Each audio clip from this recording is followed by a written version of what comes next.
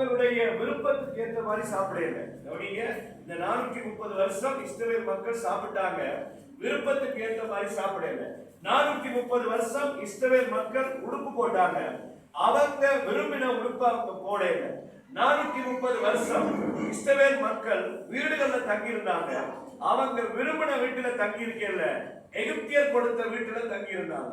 இந்த இஸ்ரவேல் மக்கள் இன்னும் கொஞ்சம் பாத்தீங்கன்னா, இந்த 430 வருஷம் இவங்க வேலை செஞ்சாங்க, விரும்பின வேலை செய்யல, விரும்பாத வேலை செய்தாங்க. விரும்பாத வேலை செய்யும் பொழுதும் சம்பளமோ எந்த கூலியோ சரியா கிடைக்கல, செய்த வேலைக்குரிய சரியான ஊதியம் இல்லாத வாழ்க்கை வாழ்ந்தாங்க. கவனிங்க, சாப்பிட்டாங்க, ஆனா அவங்க திருப்தியா சாப்பிட்டாங்களோ தெரியல, விரும்பி சாப்பிட்டாங்களோ தெரியல.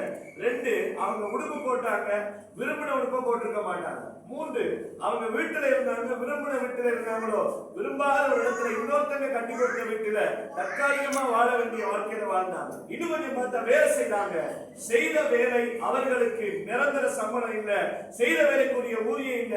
நம்ம பாருங்க, சில பேர் விரும்பின தொழில், எத்தனை பேருக்கு ஒரு விருப்பம் இருக்கு, நான் இந்த தொழில் செஞ்சா நல்லா இருக்கும், அந்த தொழில் செஞ்சா நல்லா இருக்கும், எனக்கு இந்த வேலை தான் பிடிக்கும் பாஸ்டர், ஆனா எனக்கு வேற வழி இல்லை, அதனால நான் இந்த வேலையை செய்யறேன். இதே மாதிரி இஸ்ரவேல் மக்களுடைய வாழ்க்கையில ஒன்று, இந்த சாந்தெல்லாம் குழைச்சு கொடுக்கணும், ஆனா விரும்பாத தொழில். 2, இந்த செங்கல் எல்லாம் சுட்டு ஒப்படைக்கணும், அதுவும் விரும்பாத தொழில். கவனிங்க, விரும்பாத விரும்பாத விரும்பாத வாழ்க்கை வாழ்ந்தாங்க. இஸ்ரவேலுடைய ஒரு வாழ்க்கை அவங்களுடைய தேவைக்கு குறைவான வாழ்க்கை, தேவைக்கு குறைவான வாழ்க்கை. கொஞ்சம் சொல்ல மாட்டீங்களா? தேவைக்கு குறைவான வாழ்க்கை, தேவை நிறைய, ஆனா அவங்க வாழ்க்கையில ஒன்றுமே இல்லாத வாழ்க்கை. நம்ம வாழ்க்கையில இப்படி ஒரு அனுபவத்தை நம்ம கடந்திருப்போம். எல்லாரும் ஒரு தடவை நம்ம விரும்பாததை எல்லாம் சாப்பிட்டு இருப்போம், நம்ம வாழ்க்கையில கிடைக்கிறத சாப்பிட்டு இருப்போம், சமாளிச்சு வாழ்ந்திருப்போம். 2வது, நம்ம வாழ்க்கையில விரும்பாத கிடைக்கிற உடுப்புகளை போட்டிருப்போம், யாரோ தந்துருப்பாங்க, எங்கேயோ நமக்கு பழசா கிடைச்சிருக்கும், பழசா 4 ஷர்ட் கிடைச்சிருக்கும், வாங்கி போட்டு நம்ம வாழ்ந்திருப்போம். சில வீடுகள் நம்முடைய வாழ்க்கையில நமக்கு திருப்தி இருக்கு, வாழ்ந்தவங்க இருப்பீங்க,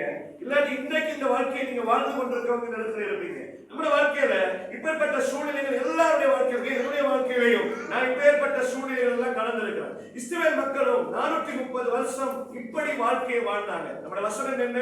கடந்து வந்தோம், கர்த்தர் நம்மை செழிப்பான இடத்திலே கொண்டு வந்திருந்தார். அல்லேலூயா. கடந்து வர வேண்டும், கடந்து போக தேவன் கிருபை கொடுப்பார், இதை தாண்டி போக தேவன் நமக்கு கிருபை கொடுக்கிறார். இது நிரந்தரமில்லாத வாழ்க்கை. ஒருவேளை நாட்கள் கழிஞ்சிருக்கலாம், வருஷங்கள் கழிஞ்சிருக்கலாம், 430 வருஷம் ஆயிருக்கலாம், 400 வருஷத்தை கூட கடந்திருக்கலாம். ஆனா நான் தைரியமா சொல்லுவேன், இந்த வாழ்க்கை இஸ்ரவேல் மக்களுடைய வாழ்க்கையிலே நிரந்தரம் இல்லை. அல்லேலூயா. இந்த வாழ்க்கை இஸ்ரவேல் மக்களுடைய வாழ்க்கையில நிரந்தரம் இல்லாத வாழ்க்கை. இந்த கவனிங்க, அவங்க இருப்பாங்க, போவாங்க, வருவாங்க, இருப்பாங்க. இது முக்கியமான நேரம். வாழ்க்கை வேற சொல்றது, சகல பிரஸ்தாபத்தை பார்க்கிலும் கர்த்தருடைய வார்த்தையை தேவன் மகிமைப்படுத்துகிறார். ஆமென். விட இது ரொம்ப முக்கியமான நேரம், ஆண்டுடைய வார்த்தை.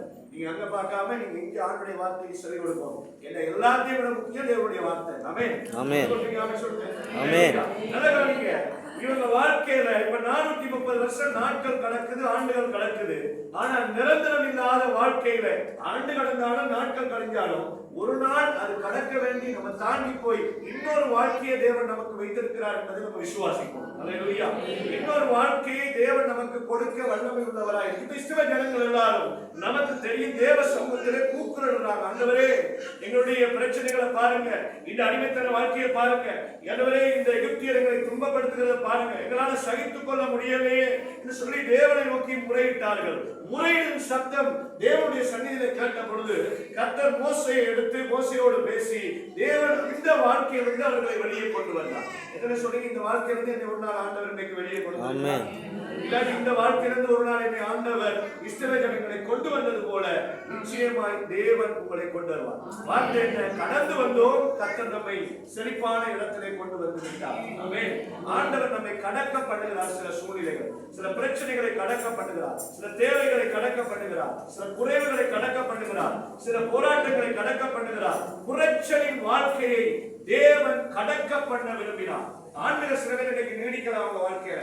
430 வருஷத்துக்கு பிறகு கூட ஒரு மாற்றம் இஸ்ரவேல் மக்களுடைய வாழ்க்கையில வந்தது. எதை விசுவாசிக்கிறீங்க? வாழ்க்கையில ஆட்கள் கடந்தாலும் ஆண்டவர் நிச்சயம் வாக்குத்தத்தத்தின்படி ஒரு மாற்றத்தை தேவன் கொடுப்பார். ஆமென். அல்லேலூயா. இத கடந்து இப்ப 2வது வாழ்க்கை, முதலாவது அடிமைத்தன வாழ்க்கை. அடிமைத்தன வாழ்க்கையில சேவை நிறைய, ஆனா கொஞ்சம் தான் அவங்க நல்லா இருக்கும், ஒன்றுமே செய்ய முடியாத நிலைமை, தேவைக்கு குறைவு தான் வாழ்க்கை. இரண்டாவது வாழ்க்கையில வந்து காலடி வச்சுட்டாங்க. தேவ கிருபையினால, அவங்களுடைய வேண்டுதலினால, அவங்களுடைய கூக்குறுதல் ஆண்டவருடைய சன்னதியில் எட்டி, தேவனுடைய இரக்கத்தின் நிமித்தம், தேவனுடைய வாக்குத்தத்தத்தின் நிமித்தம் தேவன் அவர்களை மறுபடியும் இரண்டாவது வாழ்க்கைகளை கொண்டு வந்தார். இந்த இரண்டாவது வாழ்க்கையை பார்த்தீங்கன்னா இது வந்து வனாந்தர வாழ்க்கைன்னு நம்ம சொல்லுவோம். இங்க குறைவில்லை, இங்க வந்து சாப்பாடும் குறைவில்லை, வீடும் குறைவில்லை, வாழ்க்கையில எல்லா காரியமும் குறைவுன்னு சொல்ல முடியாது. இங்க எல்லாமே அளவா கிடைக்கும், லிமிட்டா கிடைக்கும். இரண்டாவது வாழ்க்கை எப்படி வாழ்க்கை? லிமிட்டா கிடைக்கும். பாருங்க, இன்னைக்கு அன்னன்னைக்கு வேலைக்கு போவோம், அன்னன்னைக்கு சாப்பிடுவோம், அன்னன்னைக்கு குடும்பத்தை நடத்துவோம், அன்னன்னைக்கு பிள்ளைகளுக்கு காசு கொடுப்போம், அன்னன்னைக்கு போய் ஊர்க்கடையில பொருட்களை வாங்குவீங்க, சாப்பிடுவீங்க, திரும்ப நாளைக்கு திரும்ப வேலைக்கு போவீங்க, சாப்பிடுவீங்க, நாளைக்கு திரும்ப வேலைக்கு போவீங்க, அன்றன்று முடிஞ்சிடும். இப்படி வாழ்க்கை தான் இந்த வனாந்தர வாழ்க்கை. சாப்பிட்டாங்க அளவு, இருந்தாங்க கூடாத அளவு, அவங்க வாழ்க்கையில எல்லாமே அளவு அளவு அளவா கிடைச்சு. முதலாவது வாழ்க்கை என்ன வாழ்க்கை சொல்லுங்க? அடிமத்திர வாழ்க்கைக்கு நான் என்ன பேர் சொன்னேன்? குறைச்சல் உள்ள வாழ்க்கை. முதலாவது வாழ்க்கை என்ன வாழ்க்கை? குறைவான வாழ்க்கை. இரண்டாவது வாழ்க்கை வனாந்தர வாழ்க்கை. அது என்ன வாழ்க்கை? அளவா கிடைக்கிற வாழ்க்கை. மண்ணாவா அளவா தான் இருக்கும், அளவுக்கு மிஞ்சி பெற்றுக் கொள்ள முடியாது, அளவுக்கு மிஞ்சி நம்ம முன்னேற முடியாது, அளவுக்கு மிஞ்சி இந்த ஆசீர்வாதத்தை காண முடியாது. இந்த வாழ்க்கை கிட்டத்தட்ட 3 நாள் 430 வருஷம் அது தேவன் கொடுத்த வாக்குத்தத்தத்தின்படி போனாங்க. ஆனா இது ஆண்டவர் 3 நாளைக்குள்ள இந்த வனாந்தர வாழ்க்கையை மாற்ற விரும்பினார். 3 நாளைக்குள்ள ஆண்டவர் இவங்க இந்த வாழ்க்கையை விட்டு இன்னொரு வாழ்க்கைக்கு கொண்டு போக விரும்பினார். ஆனா இவங்களுடைய முறுமுறுப்பு நிமித்தம், இவர்கள் பின்னிட்டு பார்த்தது நிமித்தம், இவர்கள் மறுபடி எகிப்தை குறித்து பேசுறது, பின்னுக்கு கடந்து பேசுறது, பின்னுக்கு பார்த்து நம்ம சொல்லுவோம், பின்னுக்கு பார்த்து நான் அப்படி இருந்தேன், நான் இப்படி இருந்தேன், எனக்கு அது நல்லா இருந்துச்சு, அப்ப நல்லா இருந்துச்சு, அங்க நல்லா இருந்துச்சு, பின்னிட்டு பார்த்தார்கள். எகிப்துல எங்களுக்கு சாப்பாடு இருந்துச்சு, எகிப்துல எங்களுக்கு நல்ல நல்ல கீரை இருந்துச்சு, இன்னைக்கு எங்களை வனாந்தரத்துல கொண்டு வந்து எங்களை அழிக்க கொண்டு வந்தீரோம் என்று சொல்லி மோசேக்கு விரோதமாய் முறுமுறுத்து பின்னிட்டு பார்த்து பெருமையா பேசினாங்க. பின்னிட்டு பார்த்து பெருமையா பேசினாங்க. ஊழியக்காரனுக்கு விரோதமாய் முறுமுறுத்தாங்க, சபையில முறுமுறுத்தாங்க, கர்த்தருடைய காரியத்துக்கு விரோதமாய் நின்றாங்க. எந்த காரியத்திலும் ஆண்டவருக்கு குறை பேசிக் கொண்டு காரியங்களை செய்து கொண்டிருந்ததினாலே, சரியான விசுவாசத்திலே காலடி எடுத்து வைத்து ஓடாததினாலே 3 நாள்ல மாற வேண்டிய வாழ்க்கை 40 வருஷம். அடிமத்திர வாழ்க்கை தேவன் அனுமதிச்சு 430 தேவனாகவே வாக்குத்தத்தம் கொடுத்தார். இது 3 நாள்ல ஆண்டவர் மாற்ற விரும்பினார். ஆனா அவங்களுடைய முரட்டாட்டத்தினாலும், அவர்களுடைய கீழ்ப்படியாமையினாலும், அவர்கள் பின்னிட்டு பார்த்ததினாலும், அவர்களுடைய மிஸ்டேக்கினாலே 40 வருஷமாக கடந்தது. 40 வருஷமும் அளவு அளவு அளவு அளவு, டெய்லி தேவையான காரியம் மட்டும்தான், டெய்லி தேவையான நன்மை மட்டும்தான். இன்னைக்கு நம்ம வாழ்க்கையில அப்படிதான், டெய்லி அளவா எல்லாம் வாழ்ந்து கொண்டு போறோம். ஆனா தைரியமா சொல்ற வேத அழகாய் சொல்லுது, தீயையும் தண்ணீரையும் கடந்து வந்தோம், எங்களை செழிப்பான இடத்திலே கொண்டு வந்தோம். மூன்றாவது ஒரு வாழ்க்கையை தேவன் வைத்திருக்கிறார். அந்த அடிமைத்தன வாழ்க்கையை கடந்து, வனாந்தர வாழ்க்கையை கடந்து, மூன்றாவது தேவன் பாலும் தேனும் ஓடுகிற ஒரு கானானின் தேசத்தை தேவன் வைத்திருக்கிறார். அதை காணாமல் அநேக ஜனங்கள் இன்றைக்கு மறித்து போகிறார்கள். இப்படியே வாழ்ந்து, இப்படியே இருந்து, இப்படியே தூங்கி, இப்படியே இருந்து, இப்படியே செத்து, இப்படியே வாழ்க்கை முடிஞ்சு போகுது அநேகருடைய. இப்படிதான் இஸ்ரவேல் ஜனங்களுடைய ஒரு கூட்டத்தினுடைய, பெரிய கூட்டத்தினுடைய வாழ்க்கை, ஒரு சந்ததியினுடைய வாழ்க்கை இப்படியே அழிந்து போகுது. மன்னாவை அளவா சாப்பிட்டே செத்துட்டாங்க, காடையை சாப்பிட்டு செத்துட்டாங்க. அந்த வாழ்க்கையில கிடைக்கிற கூடாரத்தை அளவா போட்டு கடத்தி அங்க இங்கெல்லாம் கூடாரத்தை மாற்றி போடணும். அந்த அளவான வாழ்க்கையிலிருந்து செத்து போனாங்க. இத அடுத்த வாழ்க்கையை காண கிடைக்கல. ஆண்டவருடைய நோக்கம் அவன் அடிமைத்தன வாழ்க்கையும் இல்ல, வனாந்தர வாழ்க்கையும் இல்ல. ஆண்டவர் மூன்றாவது ஒரு நிறைவான வாழ்க்கையை தேவன் வைத்திருந்தார். மூன்றாவது கானானை கர்த்தர் வைத்திருந்தார். பாலும் தேனும் ஓடுகிற கானானின் தேசத்தை கர்த்தர் வைத்திருந்த பொழுதும் அல்லேலூயா, ஒரு சந்ததி அதை காணாமல் மறித்து அழிந்து இல்லாமல் போனார். அதாவது நீங்க முறுமுறுத்து கொண்டே இருந்தா இப்படியே தான் வாழணும். பின்னோக்கி பார்த்து பார்த்து பழச பேசிக்கொண்டு தான் இப்படியே தான் நீங்க வாழணும். பழையதை திரும்ப திரும்ப பார்த்து கொண்டுதான் இப்படிதான் வாழணும். புதுசா காலடி எடுத்து வச்சு ஆண்டவர் சமூகத்துல விசுவாசத்துல போறீங்க. மோசே மாத்திரம் ஒரே ஒரு காரணம், மோசையால கூட போக முடியலையே. மோசே சரியா கீழ்ப்படியல, மோசே சரியா ஆண்டவருடைய சத்தத்தை கேட்டு செய்யாம கண்மலை மேல் அடிச்சு, மோசையுடைய பதற்றம், அவசரம், கோபம், அந்த இடத்துல காணாமல் வாழ்க்கைக்குள்ள போக முடியல. ஆண்டவர் மூன்றாவது ஒரு வாழ்க்கையில கொண்டு வந்தார். அது பாலும் தேனும் ஓடுகிற கானானின் வாழ்க்கை. இங்க வந்து குறைவும் இல்லை, அளவும் இல்லை, அளவுக்கு மிஞ்சின தேவனுடைய நன்மை. அளவுக்கு மிஞ்சின தேவனுடைய ஆசை. அநேகர் அடிமைத்தன வாழ்க்கையை முடிச்சிடறாங்க. அநேகர் வனாந்திர வாழ்க்கையை லிமிட்டா வாழ்ந்தே செத்துறாங்க. மூன்றாவது வாழ்க்கையை தேவன் கொடுப்பார். நீங்க 4 பேருக்கு ஆசீர்வாதம் உள்ள பாத்திரமாய் மாற, நீங்க 4 பேருக்கு கொடுக்க, நீங்க 4 பேரை கட்ட, நீங்க 4 பேருக்கு தாங்க, நீங்க சபையாளர்களுக்கு சபை கட்டி கொடுக்க, நான் கட்டி கொடுக்க தேவனை மாற்றுவார். நாம் அநேக ஊழியக்காரர்களுக்கு உதவி செய்ய தேவனை மாற்றுவார். அநேகரை பிளஸ் பண்ணது. அதுக்கு காரணம் என்னன்னா, வனாந்திர வாழ்க்கை நீடிச்சதுக்கு பின்னைக்கு பார்த்தாங்க, முறுமுறுத்தாங்க, கலச பேசினாங்க, தேவனுடைய ஊழியக்காரருக்கு இருந்தாங்க, காரியங்களை செய்து செய்து செய்து அடுத்த கட்டத்துக்குள்ள போக முடியாது. நீங்க எல்லாரும் சொல்றேன், எல்லாரும் சொல்றேன், ஆண்டவர் இந்த வாழ்க்கையை மாற்றி போட்டு இன்னொரு வாழ்க்கையை வைத்திருக்கிறார். ஆண்டவர் 3வது வாழ்க்கைக்கு நீங்க போகணும். தேவன் உங்களை நிறைவாய் ஆசீர்வதித்து சுவிசேஷத்தை தாங்க, ஊழியர்களை தாங்க, சபைகளை தாங்க, தேசத்திலே எத்தனையோ ஏரியாக்களுக்கு மிஷனரிகளை தாங்க. தேவன் உங்களை ஆசீர்வதிப்பார். நீங்க மிக கூட இதே கஷ்டம் இதான் வாழ்க்கை. ஆண்டவர் உங்களை ஆசீர்வாதம் உள்ளவர் ஆத்திரங்களாய் பயன்படுத்துவார். 3வது ஒரு இடத்துக்கு போகும் பொழுது பாத்தீங்கன்னா அது பாடும் தேடும் ஒழுகிற காணானி வாழ்க்கை. அந்த குறைவும் இந்த அளவுக்கு இந்த நிறைவு பாடும் தேடும் ஓடுவான். அந்த அளவுக்கு நிறைவான வாழ்க்கை, நிறைவான பலனை கர்த்தர் கொடுப்பார். அன்றைக்கு போவாஸ் கொடுக்கிறார். இஸ்ரவேலின் தேவனாகிய கர்த்தருடைய செட்டை நிழலிலே அடைக்கலமாய் வந்த உனக்கு அவராலே நிறைவான பலன் கிடைப்பதா?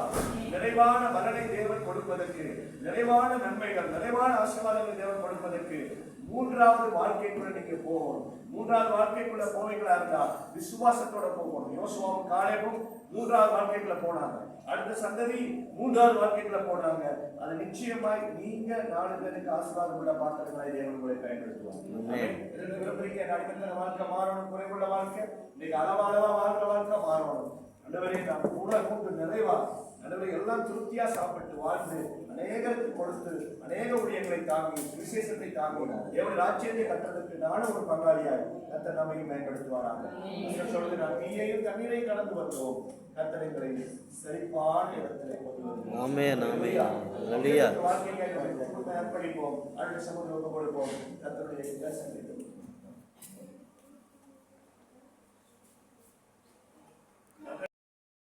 வாழ்க்கையை கடந்து வனாந்திர வாழ்க்கையை கடந்து ஆளும் வேறும் சோடுகிற கானானி வாழ்க்கையை நன்மையான வாழ்க்கையை கண்ணீரை கலந்து செழிப்பான இன்றைக்கும் 3வது வாழ்க்கைக்கு போக முடியாதவர்கள்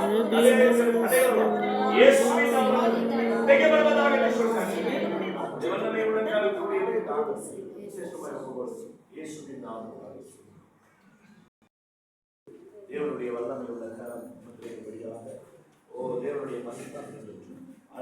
மகிமை உள்ள கரம் அமர்ந்திருப்படியாக கர்த்தருடைய அபிஷேகம் அன்றுவரை பிள்ளைகளை நிறைவாய்க்கும்படியாக இந்த 21 வயதில் ஒரு தேவ வல்லமை கிரியை செய்யும்படியாக தேவனுடைய அபிஷேகம் செய்யும்படியாக தலை விலகி ஆடு வரையிலும் வல்லமை இறங்குவதாக 20 வருடங்களுடைய கிருபை கூட பாதுகாப்பு யுத்தங்கள், பஞ்சங்கள், கொள்ளைகள் ஆண்டவரே தேசத்திலே பல பிரச்சனைகள், விபத்துக்கள், ஆபத்துக்கள் எல்லாம் இந்த வருடத்திலே தேசத்திலே வந்தது.